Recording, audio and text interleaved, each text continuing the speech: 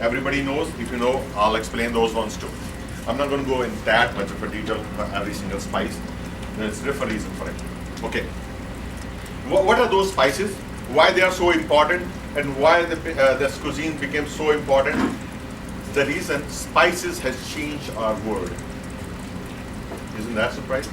Spices has changed our world.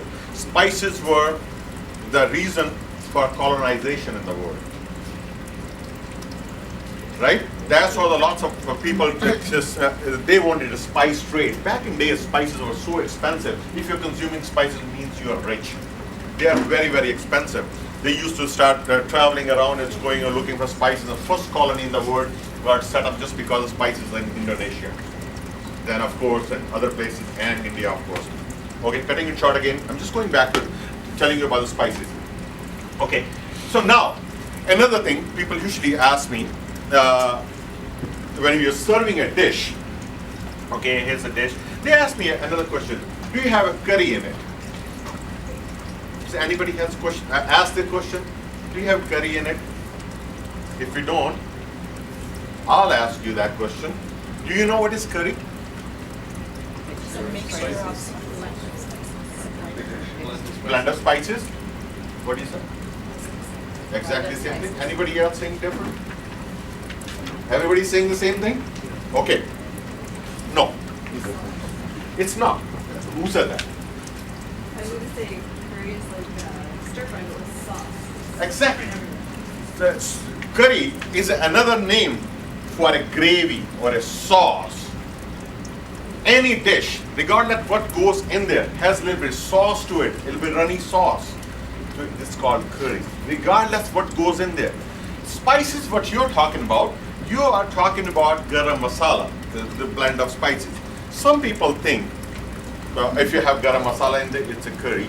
Some people think if you yellow turmeric powder is a curry. Once in a while they ask me, do you have green curry or pink curry or brown curry? There's no such thing in Indian cuisine. That usually it goes with more like a Thai cuisine and a few other cuisines. They name those sauces with the colors or for some different reason. We're not going to go there either. Let's stick with the Indian food right now. So anyway, so they're asking me, either you have blend of spices in there or turmeric in there, or once in a while they just think that typical the curry powder which grocery store sells, that makes you good. Because this marketing is so big, it says a curry powder right on it. How many people has a curry powder at the home? About 50% people. Okay? Why? Because that makes you curry? I'm going to clarify that today. About 8 or 9 years ago, I wrote one article in full page of Calgary Herald that curry powder is a gimmick. I repeat again, that curry powder is a gimmick. That does not make you curry, but has very nice taste to it. It's a very nice seasoning. It's a very nice seasoning. If you want to use as a seasoning, no problem with it. It's just like a Montreal steak. How many people have Montreal steak seasoning at the home? You guys are cheating. I guarantee everybody does. Except one or two, everybody does. Everybody has it. What is Montreal steak seasoning? It's just a seasoning. If you like that, nothing wrong with it, but it does not make your steak better. What is a steak seasoning? What is the best steak seasoning? Salt and pepper. That's it. You have to have a good beef. Simple as this. But if you have that at your home, it's just nice seasoning. If you like it, nothing wrong to use it. But that does not make you a better steak. Same as a curry powder does not make you a curry. But they give you a certain flavor. If you like the seasoning, no big deal about that one. Coming back again. So this was one of the things. So we were talking about that what is a curry. So where the word curry come from? How they became the word curry? Okay, curry come from a word from a plant that has a small bush plant, has small leaves to it. They call it curry leaves, just like a bay leaves. They're known as curry leaves. That has one English name to it, about this long. I cannot pronounce it. Sorry guys, you can Google it. So, but commonly known as curry leaves. That has very nice flavor by itself. They're just like a bay leaves. Okay, I'm sorry they didn't give it to me. I'll just show you. It's right here. It's a fresh curry leaves. I'm going to pass it around for you guys to take a look. If somebody wants to bite into it, take a taste, that's fine too, no big deal. It's available right here. It usually grows in a warmer places like Vancouver type of things. It grows right there and we start using it. Now, these leaves mostly gets in southern Indian cuisine. Not in North Indian, it's not very common. But do you have to have these leaves in order to make a curry? No. That just word gets used for the sauce. I don't know why and how they start using it. That word curry comes from these leaves and start getting used for any liquid saucy dish is called curry. Any wrapped up sauce kind of a dish, that does not call it curry, that you should call it a masala dish. And which I'm going to explain you while I'll be doing that. I'll show you what to do and how to do it. Okay? So this was another thing I was talking about, curry. So now everybody's clear on what is curry? Yes? You said you weren't going to say the English word. What's the Indian word? Is that methi? What is this leaf? Curry leaf. It is a curry leaf. Curry It's pata. called curry. But It's called curry. That's what you buy exactly, at the store. exactly. But you said something else. Yeah. I'm going to explain that. Okay. You said methi. Yeah. Methi is a Hindi word for another leaf. It's called fenugreek. Okay? I'm going to show you that too in a few minutes. Can you check that we have fresh methi leaves? Yeah, we had I think they must have used it. If not, we use a dried one as well. So I'll show you in a few minutes. And if you don't have fresh, we have the dehydrated one, the dry one, which I'll be using down the road. I'll show you those ones. But that's an entirely different thing. Okay. So another common question people ask me, there are a few misconceptions, a few words are out there which is you are using it and you are hearing it. You are here to clarify all those things. Okay. Another common words which you usually use is your dish spicy? How many people use that? How many people ask that? Is it spicy? Nobody is raising a hand. Everybody does. Come on. Everybody else. We have fresh one? No? There's some mint? No, nobody bought it. So, okay. So, people ask me, is your dish spicy? You know what is they're asking me? What do they mean? If it's hot or not. Now, the question arises, is the spices are hot? Anybody? You're telling me the spices are hot, right? I would say no. Some of them are. Okay. Which spices are hot then? Chili, cayenne, chili. Anybody else? Anybody else? No? Nothing different than that? No? Pepper, chilies, yeah, that's what you're talking about. Black pepper, white pepper. You're right. Only one spice is a hot, it's a peppercorn. You're talking about chilies. Chilies are not spices. Chilies are either vegetables or some category, some people put it in a category of fruit. Can you believe that? Chilies and fruit? Chilies are a vegetable? Yes, it is. That's what they are in category of vegetables. So they are not spices. So, spices are not hot. And next time your correct question can be, is your dish vegetable? Why did you guys laugh? Because it's funny.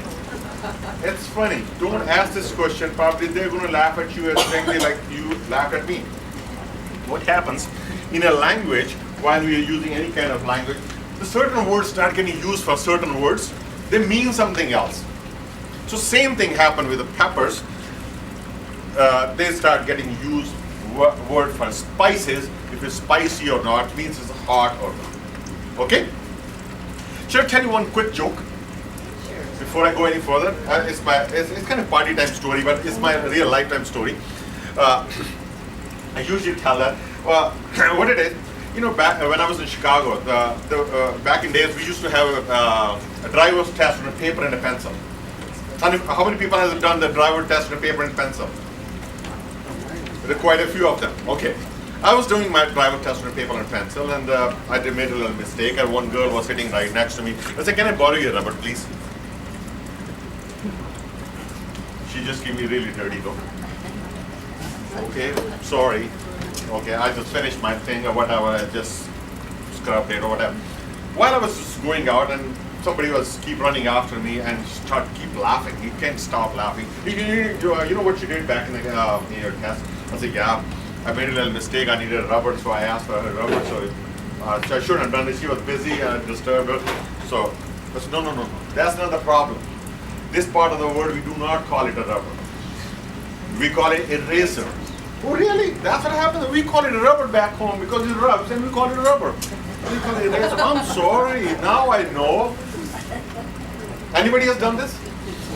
Anybody in this class has done that? Usually I have 5 or 10. No one today? Huh? Okay.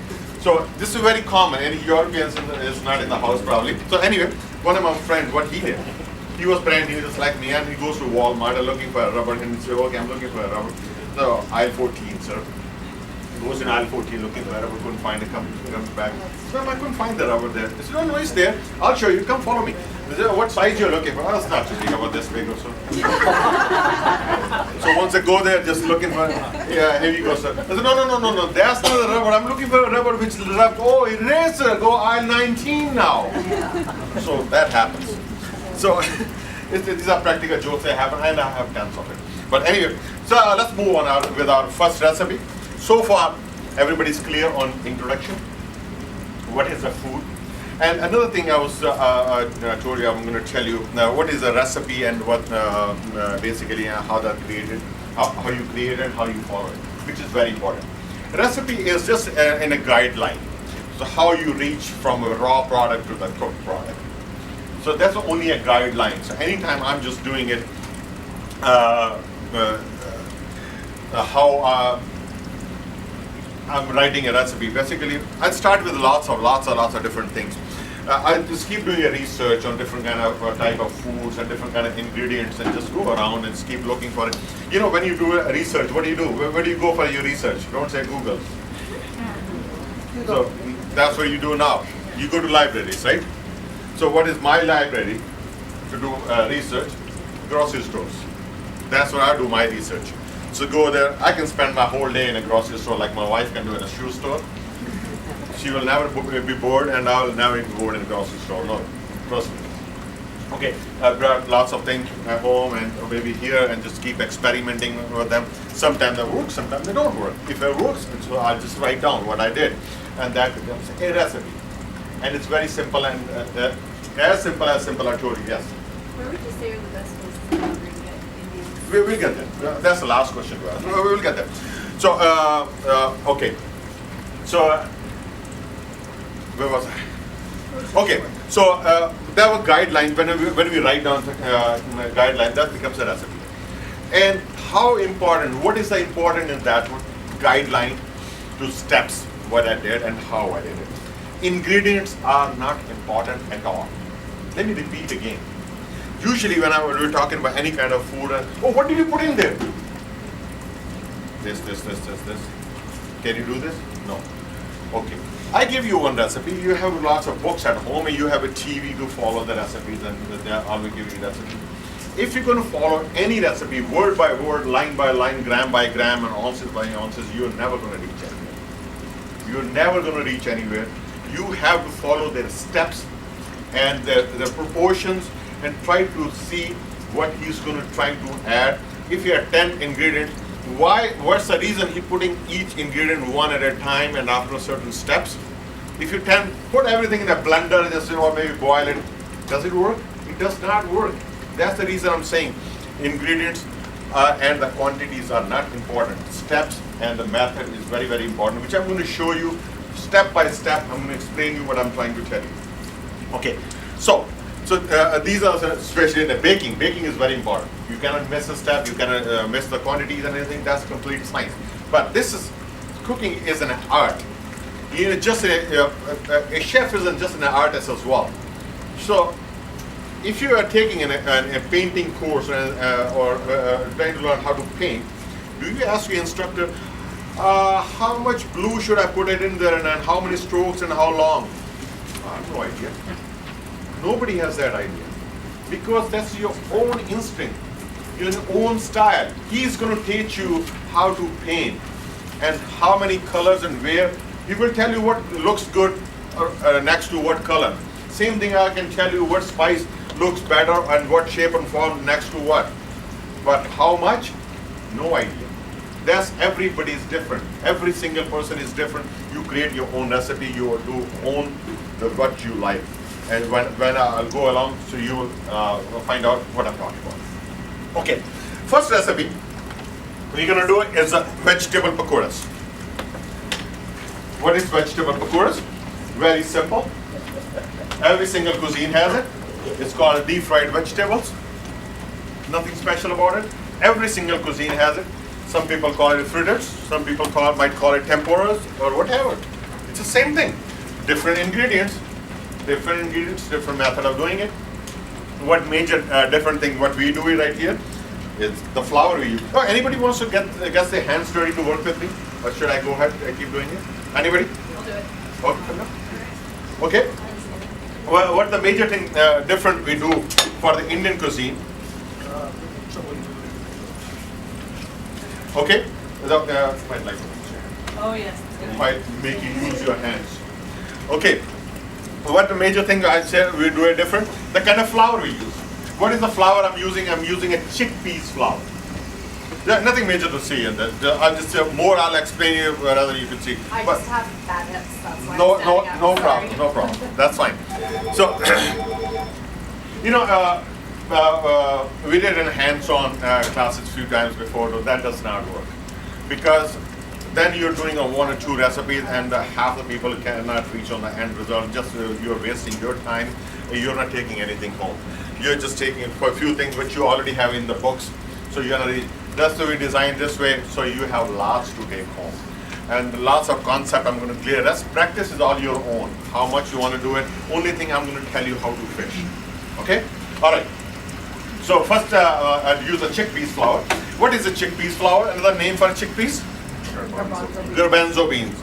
There's one more name for it, which is not a very common name, but anybody knows? Okay? There's another name for this one. It's called grams.